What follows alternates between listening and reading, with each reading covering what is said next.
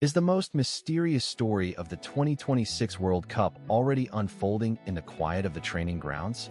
The Croatian national team, 2 consecutive bronze medalists, a finalist in 2018, and today, a team that is deliberately abandoning the tactics that brought them glory, the system that crushed Argentina, England, and Brazil.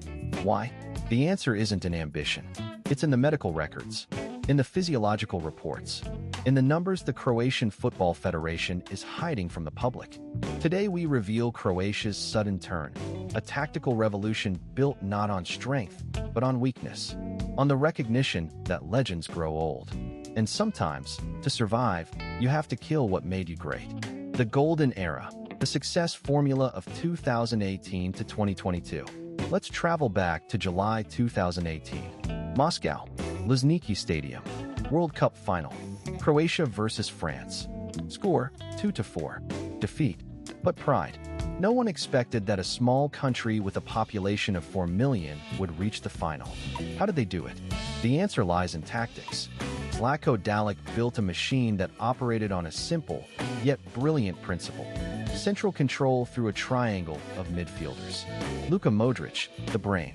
Ivan Rakitic, the distributor. Marcelo Brozovic, the destroyer. 3 players, 1 system. On average, Croatia possessed the ball in the central zone 68% of the time per match. This isn't just statistics. This is domination. This is hypnosis. The opponent couldn't breathe. Every time the ball entered the center, a ballet began. Modric receives the ball with his back to the attack, turns, sees open space, passes to Rakitic, who passes to Brozovic, who passes to the flank to Perisic or Rebic. And so in circles, slowly, methodically, relentlessly. Average time of possession before a shot, 14.3 seconds. For comparison, Brazil, 8.7 seconds, England, 9.2 seconds. Croatia didn't rush. They enjoyed control. And it was precisely this that drove opponents mad. In the knockout stages of the 2018 World Cup, Croatia created an average of 3.2 scoring chances per match. In the knockout stages of the 2022 World Cup, 2.9. Almost identical numbers. Because the system worked. Year after year. Tournament after tournament. But every system has its limit. And the limit of the Croatian system arrived in 2025. The genius of this system wasn't just in possession, it was in psychological warfare. Opponents knew they couldn't break Croatia's rhythm. They couldn't force them into mistakes.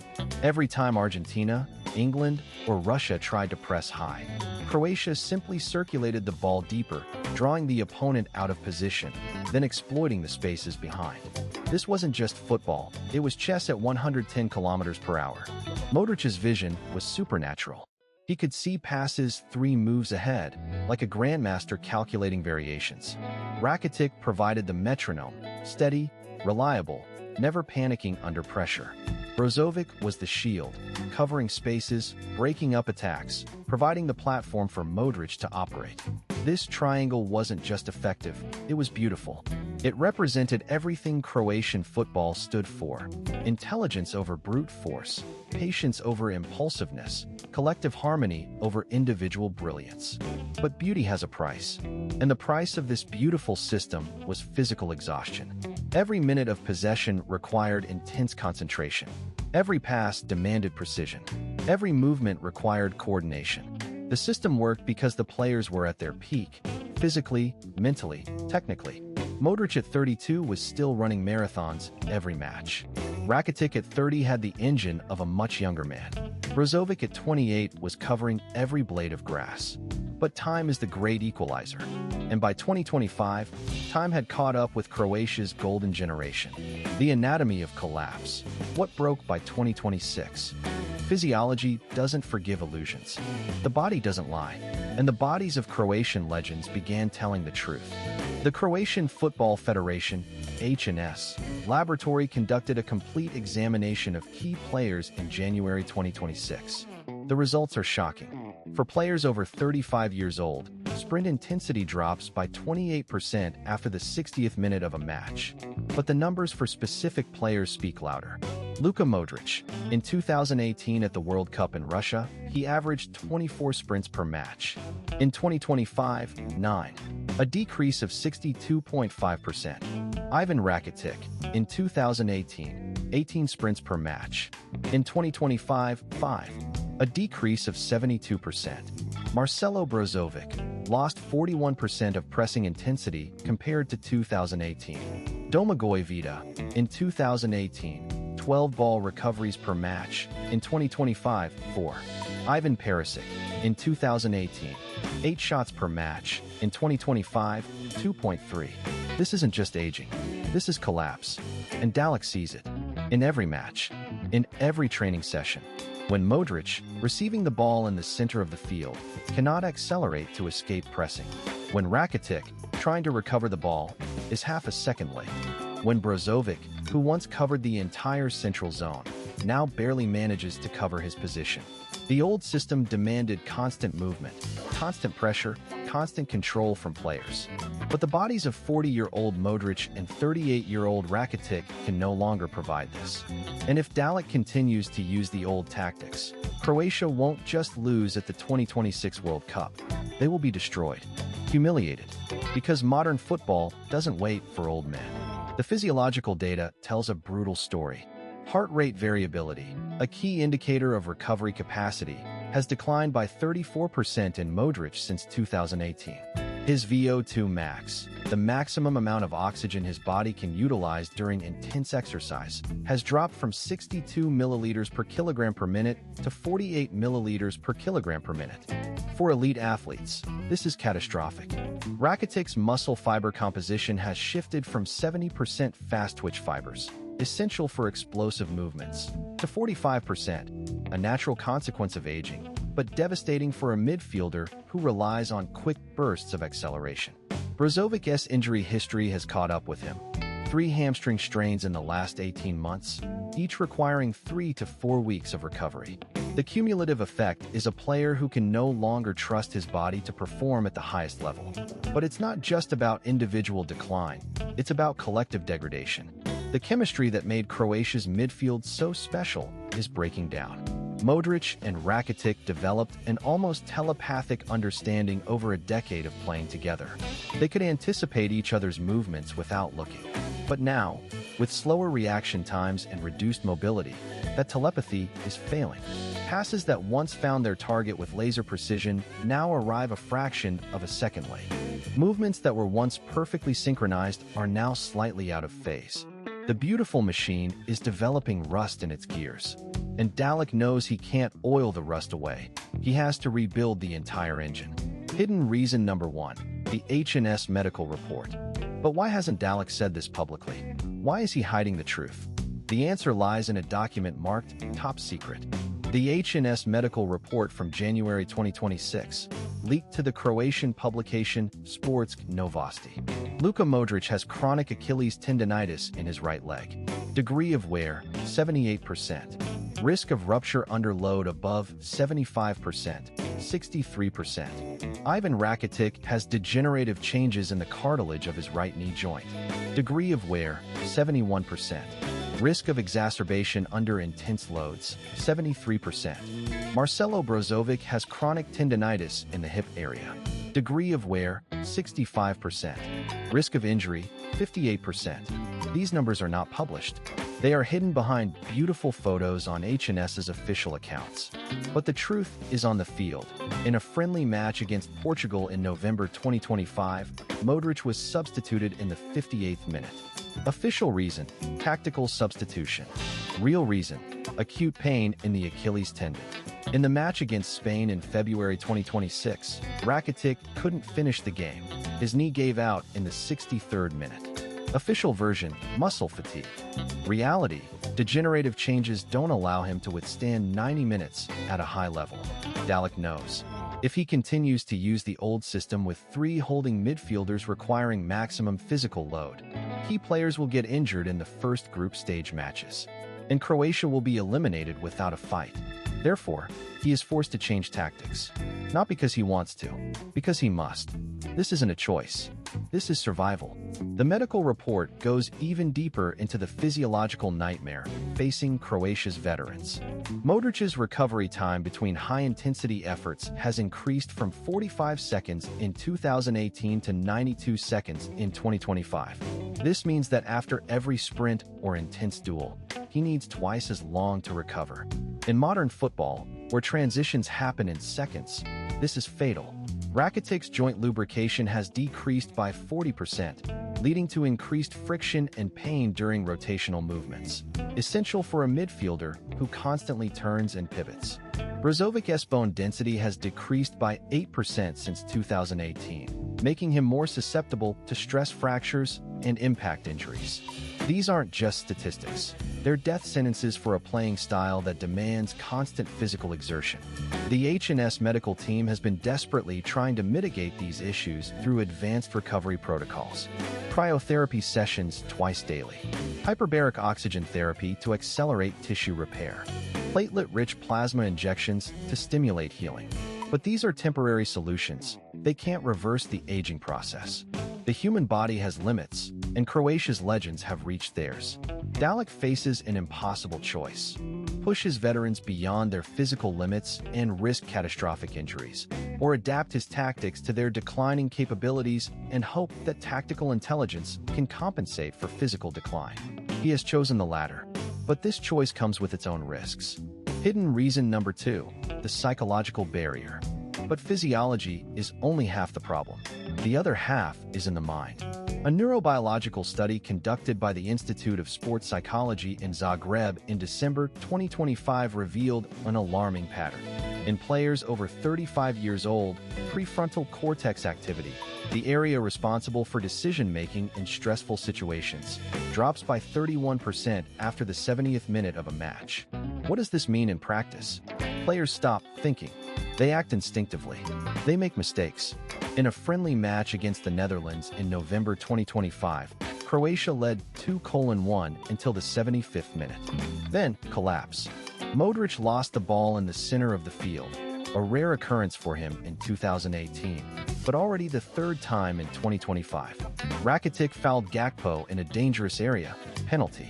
Brozovic failed to cover the area in front of the penalty box, goal from Depay. Final score, 2-4. Defeat. Match data analysis. In the last 15 minutes of the match, Croatia committed 17 passing errors, compared to 6 in the first 15 minutes. For fouls in dangerous areas, 0 shots on target. This isn't coincidence. This is a pattern, the effect of a tired brain. When the body gets tired, the brain stops working at full capacity. Decisions are made more slowly. Reactions slow down. Concentration drops. At the 2026 World Cup, where every match is a war of attrition, this vulnerability will be deadly, especially in knockout matches, where pressure reaches its peak. One psychological breakdown, and the legends will leave not with victory, but with shame. Dalic understands this, and that's precisely why he is changing tactics. The new system requires less decision-making in stressful situations. More automatism, more instinct, less load on the tired brain of veterans. The psychological decline is even more insidious than the physical one because it's invisible to spectators. Fans see a misplaced pass and blame poor technique. They see a defensive error and blame lack of concentration. But the reality is neurological. Aging brains simply cannot process information as quickly as young brains. The neural pathways that once fired instantaneously now require milliseconds longer to transmit signals. In football, where milliseconds determine the difference between a successful tackle and a foul, between a completed pass and an interception, this delay is catastrophic. Modric's decision-making speed has decreased by 0.28 seconds since 2018. This might seem insignificant, but in football terms, it's an eternity. A defender closing down at 30 kilometers per hour covers 2.3 meters in 0.28 seconds, enough space to intercept a pass that would have been successful 3 years ago. Rakitic's pattern recognition, the ability to read the game and anticipate opponents' movements, has declined by 23%.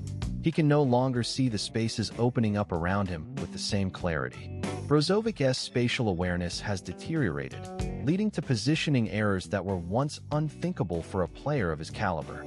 The psychological toll extends beyond individual performance to team dynamics. The confidence that once radiated from Croatia's veterans is fading. They know they're not the players they once were. They feel the decline in every training session, every match. This creates a vicious cycle. Decreased confidence leads to more cautious play, which leads to fewer successful actions, which further erodes confidence. Dalic has been working with sports psychologists to break this cycle, but psychology can only do so much when physiology is working against you. The new tactics, from control to chaos. So what tactics will replace the legendary system? The answer lies in closed training camps in Zadar. Since November 2025, Dalic has been testing a radical system, 4-2-3-1 with elements transforming into 3-5-2. What does this mean? Instead of 3 central midfielders, 2. Instead of slow control, fast transitions. Instead of positional play, chaos. Let's break it down in detail. 2 holding midfielders, Brozovic, 33 years old, and a new player, Marko Gavranovic, 23 years old, Atlanta. Brozovic remains deep as an anchor. Gavranovic, more mobile, constantly changing position between the lines. 3 attacking midfielders. Left, Lukas Susic, 21 years old, Dinamo Zagreb. Center, Martin Suda, 22 years old, Bayer. Right, the old familiar Ivan Perisic, 37 years old, but with a new role. Central striker, Marko Lavaja, 32 years old, or young Daniel Mladenovic, 24 years old. The key element, speed. When possession is lost, Croatia no longer tries to immediately recover the ball through team-wide pressing. Instead, the 2 holding midfielders form a compact block in front of the penalty area. As soon as the ball is recovered, immediate vertical pass to Susic or Suda. They, to the flanks to Perisic or the new winger. And forward to goal. Statistics from test matches against Rijeka and Osijek. Closed friendly games average transition time from defense to attack, 6.8 seconds. For comparison, in the old system, 14.3 seconds. A decrease of 52%. Number of shots per match, 15.7 versus 11.2 in the old system. An increase of 40%. But ball possession dropped from 58% to 47%. This is a conscious choice. Dalic is sacrificing control for efficiency, because control requires physics, and the veterans no longer have the physics. The tactical shift represents a fundamental philosophical change in Croatian football. For a decade, Croatia defined itself through possession, through control, through methodical build-up play. This wasn't just a tactical choice, it was a statement of identity. Croatia was the team that could outthink opponents, that could dominate through intelligence rather than physicality. The new system abandons this identity in favor of pragmatism. It's a system built for survival rather than expression. It acknowledges that Croatia can no longer compete with the physical powerhouses of world football, England, Germany, France, through traditional means. Instead, Croatia must become unpredictable, explosive, opportunistic. The 4-2-3-1 formation provides several tactical advantages over the old 4-3-3. First, it creates numerical superiority in central midfield when defending. With 2 dedicated holding midfielders sitting deep, Croatia can absorb pressure more effectively and launch quick counterattacks when possession is regained. Second, it allows for greater flexibility in attack. The 3 attacking midfielders can interchange positions fluidly, creating confusion for opposing defenders who struggle to track their movements. Third, it reduces the defensive responsibilities of aging players like Perisic, who can now focus primarily on attacking contributions rather than tracking back defensively. But the most significant change is in the role of the central attacking midfielder, traditionally Modric's position. In the new system, this role is shared between Suda and Susic, with Modric operating in a deeper, more conservative position when he does play. This represents a complete inversion of Croatia's traditional hierarchy. For years, Modric was the undisputed leader, the player around whom the entire system revolved. Now, he becomes a supporting actor, a veteran presence whose primary value lies in his experience and tactical intelligence rather than his physical capabilities. This is a humbling transition for a player of Modric's stature, but it's necessary for the team's survival. Dalik's genius, tactical camouflage. But here's the question, why are we only learning about this now? Why hasn't Dalik publicly announced the tactical change? The answer lies in a genius strategy of camouflage. Dalik is consciously hiding the changes from opponents. In official qualification matches and friendly games against strong opponents, he uses the classic 4-3-3, the old system, so opponents continue preparing for what no longer exists. But in closed training sessions, quite a different story. Analysis of the friendly match against Slovenia in February 2026 reveals the truth. First 60 minutes, classic Croatian football, Modric, Rakitic, Brozovic in the center, slow possession, positional play. Score 0-0. In the 60th minute, Dalik makes 3 substitutions. Modric and Rakitic come off, Suda and Gavranovic come on. And magic begins. In the next 18 minutes, Croatia scores 3 goals. All through the new system. First goal, ball recovery by Brozovic, vertical pass to Suda, who passes to Susic on the flank, who crosses to Lavaja, goal. Second goal, opponent's loss of possession in the center, Susic's immediate sprint, pass to Perisic, shot from outside the penalty area, goal. Third goal, corner kick, short passes around the penalty area, Gavranovic's shot, goal. 3 different types of goals, but all fast, aggressive, without prolonged possession. Slovenia couldn't reorganize. Their coach was preparing for the old Croatia, and got the new one. This isn't just tactics. This is psychological warfare. Dalik is playing poker with coaches of all national teams in the world. And so far, no one has seen his cards. Because he shows one game publicly, while preparing another in the silence of training grounds. The tactical deception extends beyond just formation changes. Dalik has been carefully managing media narratives to maintain the illusion of continuity. In press conferences, he speaks reverently about the Croatian way, possession, control, intelligence. He emphasizes the importance of Modric and Rakitic to the team's identity. He downplays the significance of younger players, describing them as promising but inexperienced. All of this is deliberate misdirection. While the media focuses on whether Modric will start or whether Rakitic has recovered from his latest injury, Dalik is quietly building a completely different team behind closed doors. The Slovenia match was a masterclass in tactical deception. For 60 minutes, Croatia played exactly as opponents expected. Slow build-up, patient possession, methodical probing of defensive lines. Slovenia's players were comfortable. They knew what to expect. They had studied hours of footage of Croatia's previous matches. They had practiced defending against Modric's trademark passes, Rakitic's late runs into the box, Brozovic's defensive positioning. And for 60 minutes, their preparation paid off. They held Croatia to a 0-0 draw. But then everything changed. The introduction of Suda and Gavranovic wasn't just a personnel change. It was a complete tactical reset. Suddenly, Croatia was playing at a different tempo, with different movement patterns, different passing angles. Slovenia's defenders were caught completely off guard. They had no answers because they had never faced this version of Croatia before. They had no footage to study, no patterns to recognize, no solutions to implement. By the time they realized what was happening, it was too late. Croatia had scored 3 goals and the match was over. This tactical camouflage gives Croatia a significant advantage heading into the 2026 World Cup. Opponents will prepare for the Croatia they know, the possession-based, methodical team that has dominated for a decade. They will practice defending against slow build-up play, against patient circulation of the ball, against the telepathic understanding between Modric and Rakitic. But they won't be prepared for the new Croatia, the fast, chaotic, unpredictable team that Dalik has been building in secret. When the tournament begins and Croatia unveils its new tactics, opponents will be playing catch-up from the very first minute. And in modern football, where preparation is everything, this element of surprise could be the difference between advancement and elimination. The youth weapon, who will replace the legends? But who are these new players that Dalik is betting on? Let's get to know them better. Martin Suda, 22 years old, midfielder for Bayer.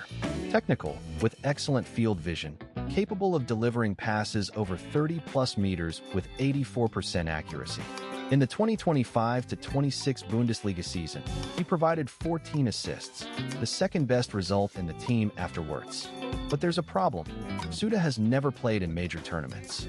Not a single match at the World Cup or Euros. The pressure of the World Cup could break him.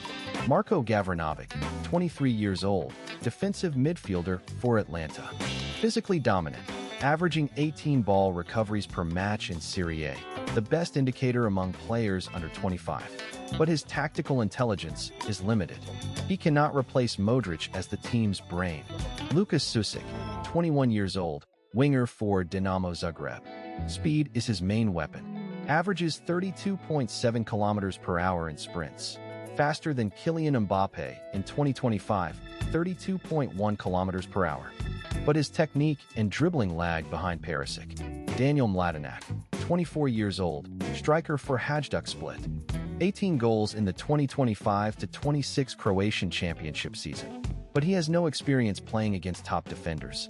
These players are talented, but none of them possess what Modric, Rakitic, and Brozovic have: experience, tactical intelligence, cold-bloodedness in key moments.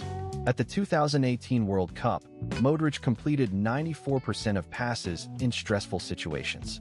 At the 2022 World Cup, 91%. Suda in friendly matches in 2025, 76%. The difference is 15 to 18%. These aren't just numbers. This is the difference between victory and defeat in the knockout stages. Dalek knows this, and that's precisely why he keeps Modric and Rakitic in the squad, not as 90-minute starters, but as an ace off the bench, to bring in legends at critical moments of the match who know how to win at the highest level. The challenge of integrating young talent into a veteran-dominated squad is immense. These aren't just tactical adjustments, they're cultural shifts. For a decade, Croatia's dressing room has been led by Modric, Rakitic, and Brozovic. Their authority is unquestioned. Their experience is revered. Their methods are ingrained. Now, Dalek is asking these legends to step aside and make room for a new generation. This requires immense humility from players who have defined Croatian football for a decade. It requires them to accept reduced roles, diminished minutes, and shared leadership. For some, this transition will be smooth. For others, it will be painful. Martin Suda represents the greatest hope for Croatia's future. At Bayer Leverkusen, he has developed under the guidance of Xabi Alonso, one of the greatest midfielders of his generation. Alonso has instilled in Suda the same principles that defined his own playing career: positional intelligence, precise passing, tactical discipline. Suda has absorbed these lessons quickly, becoming one of the most promising young midfielders in Europe. But talent alone isn't enough at the World Cup level. The pressure, the scrutiny, the stakes, these are unlike anything Suda has experienced in his young career. Can he handle the weight of expectation? Can he perform when millions are watching and the entire nation is counting on him? These are questions that only time and tournament football can answer. Marko Gavranovic offers a different profile. Where Suda is technical and cerebral, Gavranovic is physical and aggressive. At Atlanta, he has learned to thrive in a high-intensity, pressing system under Gian Piero Gasperini. His work rate is exceptional. He covers more ground per match than any other Croatian midfielder. His tackling is fierce but fair. His ability to break up opposition attacks is crucial to Croatia's new tactical approach. But Gavranovic lacks the passing range and vision of his predecessors. He is a destroyer rather than a creator. In Croatia's new system, this might be exactly what's needed, but it represents a fundamental shift away from the possession-based philosophy that has defined Croatian football for a decade. Lukas Susic is the wild card. At Dinamo Zagreb, he has terrorized defenders with his blistering pace and direct running. He doesn't overthink. He sees space and attacks it. This instinctive approach could be exactly what Croatia needs to inject unpredictability into their attack. But Susic's decision-making is still raw. He sometimes chooses the spectacular over the sensible, the individual over the collective. At the World Cup level, these mistakes can be costly. Dalek will need to find the right balance, giving Susic the freedom to express himself while ensuring he doesn't disrupt the team's tactical structure. The weak link of the new system. Where will it fail? But Dalek's new tactics have three critical vulnerabilities. First, lack of control in the center when possession is lost. In the old system, 3 holding midfielders could cover the entire central zone, preventing opponents from attacking. In the new system, 2 holding midfielders are forced to choose, cover the center or the flanks. And opponents will exploit this. In a friendly match against Italy in March 2026, Croatia lost 1-3. The statistics are shocking. 68% possession in the central zone for Italy, 14 shots on target versus 5 for Croatia. Why? Because Brozovic and Gavranovic couldn't cover the gap between them. Italy constantly attacked through this breach. Second vulnerability, dependence on the individual brilliance of young players. The old system was collective. Each player knew their role, and the system worked even if a key player was lost. The new system depends on flashes of genius from Suda or the speed of Susic. If they're not in form, Croatia doesn't create chances. In the match against Germany in January 2026, Susic was marked out of the game by German defenders. Croatia didn't register a single shot on target in the first 70 minutes. Third vulnerability, psychological gap between generations. Veterans, Modric, Rakitic, Brozovic, are accustomed to control, to methodical play. Young players, Suda, Gavranovic, Susic, want speed, chaos, individual actions. Tension arises in the dressing room. In the match against Portugal in November 2025, after Modric was substituted for Suda, the team lost structure for 12 minutes. Portugal scored 2 goals. This isn't just a tactical problem. This is cultural. Dalek is trying to unite 2 different football worlds, and it's unclear whether he can succeed. The first vulnerability, lack of central control, is particularly concerning against teams with strong midfield units. Spain's possession-based approach would exploit Croatia's reduced numbers in central midfield. France's physical dominance in the center would overwhelm Brozovic and Gavranovic. England's high pressing would force Croatia into long balls and hopeful crosses, tactics that play directly into opponents' hands. The new system works best against teams that sit deep and defend in numbers, allowing Croatia to build up possession and find spaces. But against proactive, aggressive opponents, the system could collapse quickly. The second vulnerability, dependence on individual brilliance, is a double-edged sword. When Suda and Susic are in form, Croatia can be devastatingly effective. Their speed, technical ability, and unpredictability can tear apart even the most organized defenses. But football is a team sport, and relying too heavily on individual moments of magic is risky. What happens when Suda has an off day? When Susic is marked out of the game? When the young players face the pressure of knockout football for the first time? The old system was resilient. It could absorb individual poor performances because it was built on collective principles. The new system is fragile. It depends on specific players performing at their peak. The third vulnerability, psychological gap between generations, is perhaps the most difficult to solve. Football dressing rooms are complex ecosystems where personalities, egos, and hierarchies must be carefully managed. Dalek has done an admirable job maintaining harmony in Croatia's squad for nearly a decade, but the transition to a new generation presents unprecedented challenges. The veterans have earned their status through years of service and success. They have sacrificed their bodies, endured pain, and delivered glory for their country. Now, they are being asked to accept reduced roles, to step aside for players who haven't yet proven themselves on the biggest stage. This requires immense maturity and selflessness. The young players, meanwhile, must navigate the delicate balance between asserting themselves and respecting their elders.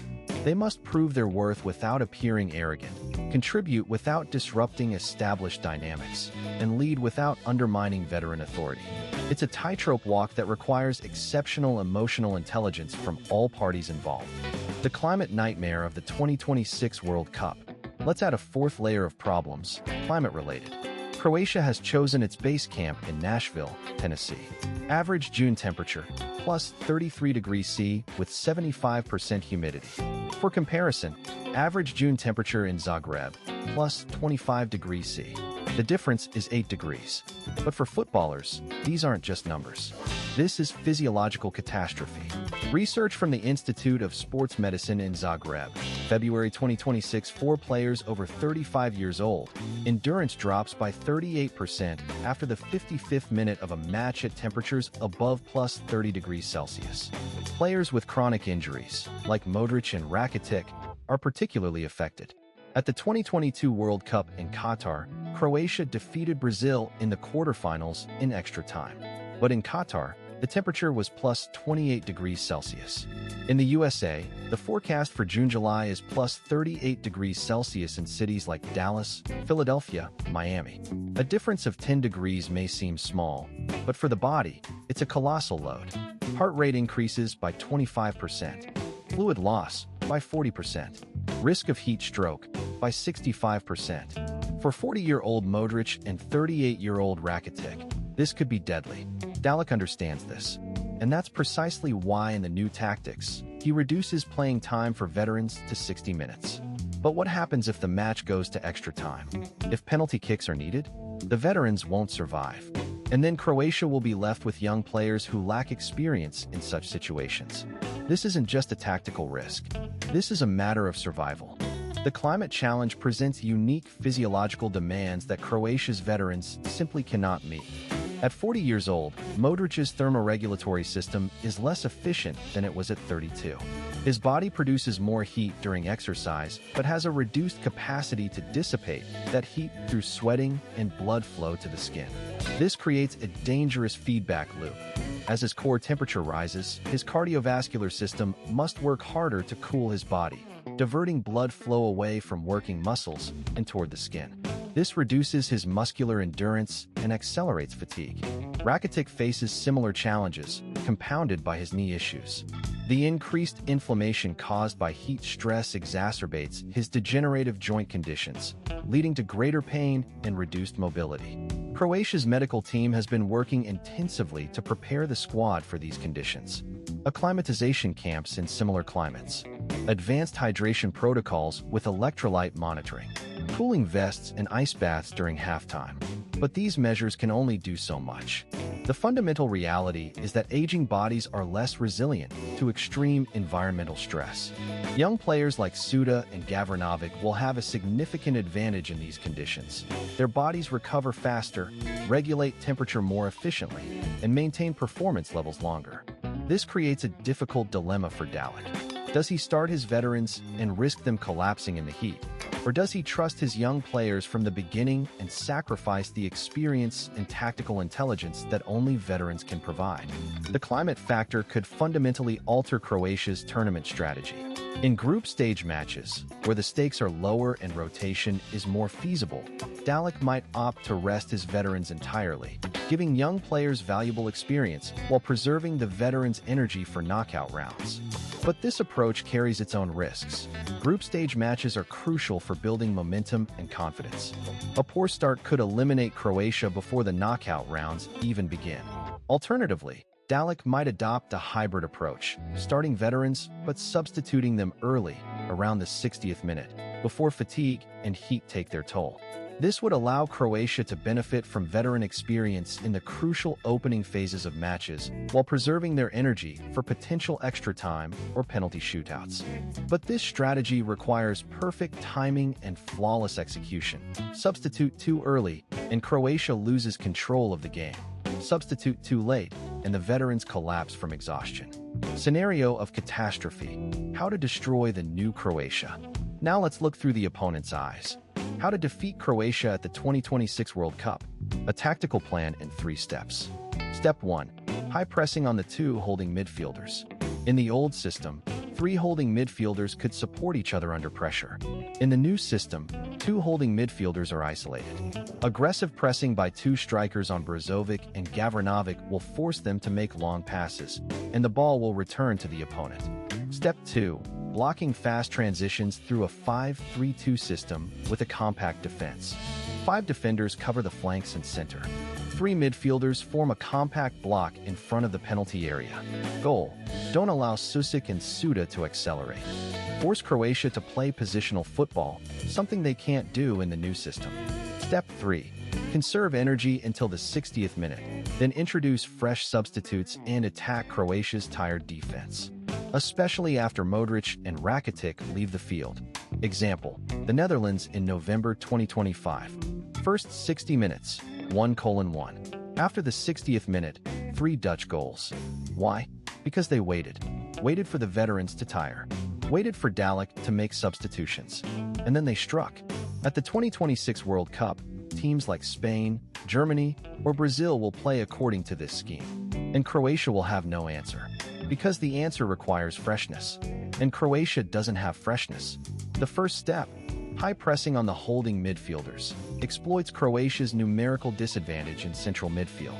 With only 2 dedicated defensive midfielders instead of 3, Croatia has fewer options for passing under pressure. Opponents can overload the central area with 3 or 4 players, forcing Brozovic and Gavranovic into difficult decisions. Long balls are easily intercepted. Passes to the flanks are cut off by aggressive fullbacks. The result is possession turnover in dangerous areas, leading to counterattacking opportunities for the opponent. This tactic was devastatingly effective against Croatia in their November 2025 match against the Netherlands. Dutch forwards pressed relentlessly, never allowing Brozovic and Gavranovic time on the ball. Croatia's build-up play broke down repeatedly, leading to Dutch possession in advanced areas and, ultimately, 3 second-half goals. The second step, blocking fast transitions through a 5-3-2 system, neutralizes Croatia's primary attacking weapon. The new Croatian system relies on quick vertical passes and rapid transitions to catch opponents off guard. A 5-3-2 formation with 5 defenders provides numerical superiority in defensive areas, making it difficult for Croatia to find space for their quick attacks. The 3 midfielders sit deep, forming a compact block that is difficult to penetrate. This forces Croatia into slower, more methodical build-up play, precisely the type of football they have abandoned in their new system. Without the technical quality and patience of Modric and Rakitic in deep positions, Croatia struggles to break down organized defenses. The result is frustration, misplaced passes, and loss of possession in non-threatening areas. The third step, exploiting veteran fatigue after the 60th minute, targets Croatia's greatest weakness. Dalik's strategy of substituting veterans around the 60th minute creates a predictable pattern that opponents can exploit. By conserving energy and maintaining a compact defensive shape for the first hour, opponents can weather Croatia's initial storm. Then, when Croatia's veterans are substituted and the team is in transition, opponents can strike. Fresh legs against tired minds. Organized structure against tactical uncertainty. This approach requires patience and discipline, qualities that top teams like Spain, Germany, and Brazil possess in abundance. The Netherlands demonstrated this perfectly in November 2025, absorbing pressure for 60 minutes before unleashing their full attacking power once Croatia's veterans were off the field. But there's a fourth, even more insidious tactic that opponents could employ: psychological warfare. By targeting Croatia's veterans with aggressive, physical challenges early in matches, opponents can accelerate their fatigue and increase their injury risk. A few hard tackles on Modric's Achilles tendon. Some rough challenges on Rakitic's knee. The cumulative effect could force Dalek to substitute his veterans even earlier than planned, disrupting his tactical approach and giving opponents more time to exploit Croatia's weakened state. This tactic walks the line between aggressive football and unsporting behavior, but at the World Cup level, where the stakes are highest, some teams might be willing to cross that line. Light at the end of the tunnel. 3 keys to a miracle. But there is a path to a miracle. 3 specific decisions could change everything. Decision 1. Rotate Modric. Don't start him, or start him, but substitute him in the 60th minute. Keep him fresh for critical moments in the knockout stages.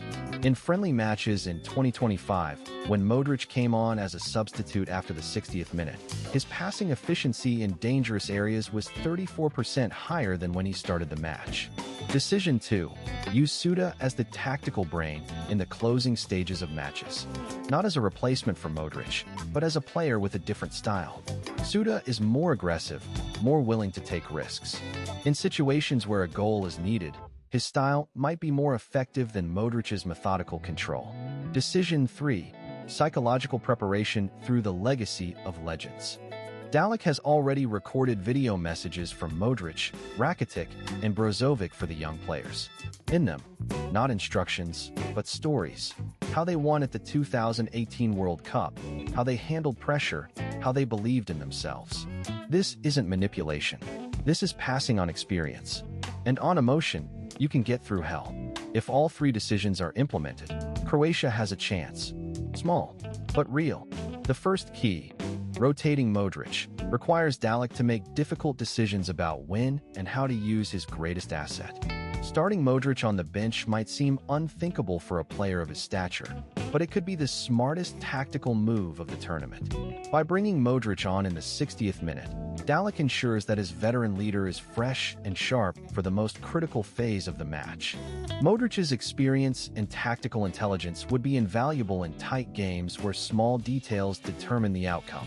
His ability to control tempo, dictate play, and make decisive passes could be the difference between advancement and elimination. This approach also sends a powerful message to the squad. No player is bigger than the team. Even legends must adapt to the team's needs. The second key, using Suda as the tactical brain in closing stages, represents a fundamental shift in how Croatia approaches in-game situations.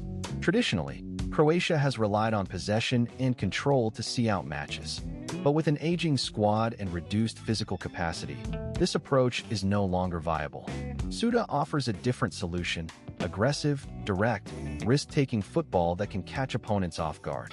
In situations where Croatia needs a goal, Suda's willingness to attempt difficult passes and take on defenders could create the breakthrough that methodical build-up play cannot. This doesn't mean abandoning tactical discipline. It means adapting tactics to the specific demands of the situation. Dalek must be flexible enough to recognize when control is needed and when chaos is required. The third key, psychological preparation through the legacy of legends, is perhaps the most important. Football is as much a mental game as a physical one, and Croatia's young players will face immense pressure at the World Cup. They will be representing a nation with sky-high expectations. They will be playing in front of millions of fans who remember the glory days of 2018 and 2022. They will be carrying the hopes of a country that sees football as a source of national pride. This pressure can be overwhelming, especially for players who have never experienced it before. The video messages from Modric, Rakitic, and Brozovic serve as a bridge between generations, a way of passing on not just tactical knowledge, but also mental resilience. These legends have been where the young players are about to go. They have faced the pressure, overcome the doubts, and achieved glory. Their stories can inspire confidence, build belief, and create a sense of continuity that transcends individual players. Historical choice, the last dance, or a worthy farewell. Croatia stands at a crossroads. Ahead, the 2026 World Cup. For the golden generation, the last dance. But what will it be? Will Croatia repeat the fate of Germany, 2014, victory with veterans Lahm, Klose, Schweinsteiger? Or will they leave with dignity, like Italy, 2018, failed to qualify, but preserved honor, starting a new era? The choice is Dalek's, Modric's, Rakitic's, every player on this team. But the main lesson of this story isn't for Croatia. It's for all of us. For all countries building the future on the past. For all coaches afraid to let go of legends. For all fans demanding one last chance. Sometimes letting go means respecting. Sometimes leaving with dignity means winning. The golden generation of Croatia has already entered history. The 2018 final. The 2022 bronze. Record victories over giants of world football. But history remembers not only winners. It remembers those who knew how to say goodbye, who knew when to stop, who put honor above ambition. What will Croatia choose? We will find out in July 2026. But one thing is clear now. Even if Croatia loses, they have already won. Because they showed the world that a small country can challenge giants. And that sometimes the bravest step is to admit that time has passed. Croatia's journey represents one of the most compelling narratives in modern football. A nation of just 4 million people has consistently punched above its weight on the world stage, defying expectations and overcoming seemingly insurmountable odds. The 2018 World Cup run was more than just a sporting achievement. It was a statement of national identity, a demonstration of what can be accomplished through unity, determination, and tactical intelligence. The bronze medal in 2022 confirmed that 2018 wasn't a fluke. It was the result of a sustainable football philosophy built on technical excellence and collective spirit. But all great stories must eventually come to an end. The laws of physics and biology are unforgiving. No matter how talented, how dedicated, how brilliant a player may be, time eventually catches up with everyone. Modric, Rakitic, and Brozovic have given everything to Croatian football. They have sacrificed their bodies, endured pain, and delivered glory that will be remembered for generations. Now, they face their final challenge, not on the pitch, but in their hearts. Can they accept that their time is coming to an end? Can they pass the torch to the next generation with grace and dignity? Can they find fulfillment in a supporting role after a decade of being the stars? For Dalek, the challenge is equally profound. He has built his reputation on the success of Croatia's golden generation. His tactical philosophy has been shaped by their unique qualities, their technical ability, their tactical intelligence, their unbreakable spirit. Now, he must reinvent himself and his team. He must find a way to honor the past while embracing the future. He must balance respect for legends with the harsh reality of competitive sport. This is perhaps the greatest test of his coaching career. Not whether he can win matches, but whether he can manage the delicate transition between eras with wisdom and compassion. The 2026 World Cup will be more than just a football tournament for Croatia. It will be a celebration of everything the golden generation has achieved. It will be a passing of the torch to the next generation. It will be a statement about what Croatian football stands for: intelligence over brute force, unity over individualism, dignity over desperation. Whether Croatia wins or loses on the pitch, their legacy is already secure. They have shown the world that size doesn't matter, that heart can overcome odds, that tactical intelligence can defeat physical superiority. And in doing so, they have inspired a generation of young Croatian players to believe that anything is possible. A lesson for everyone. Croatia's sudden turn isn't just a tactical story. It's a lesson for all of football, for all coaches building systems on aging legends, for all federations afraid of renewal, for all fans living in past victories. Croatia teaches us that even the greatest tactics have an expiration date. That control, which destroyed opponents in 2018, becomes a vulnerability in 2026. That respect for the past shouldn't hinder the future. And that sometimes, to survive, you must kill what made you great. Zlatko Dalic made this choice. He chose truth over illusions, survival over nostalgia, the future over the past. And for this, he deserves respect, regardless of the result at the 2026 World Cup. Because in football, as in life, the hardest thing isn't fighting until the end. It's knowing when the end has already arrived, and having the courage to change. Subscribe to the channel. The next episode will reveal the tactical prediction, which 3 teams participating in the 2026 World Cup have become obsolete in their play and will be eliminated first. Because knowledge of tactics isn't just information. It's understanding how the world of football is structured and how to survive in it.